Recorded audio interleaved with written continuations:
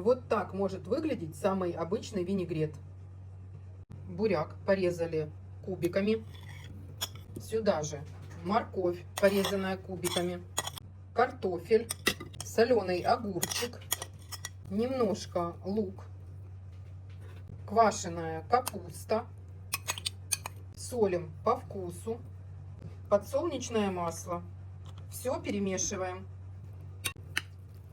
Простой и очень красивый винегрет. Можно уже подавать к столу.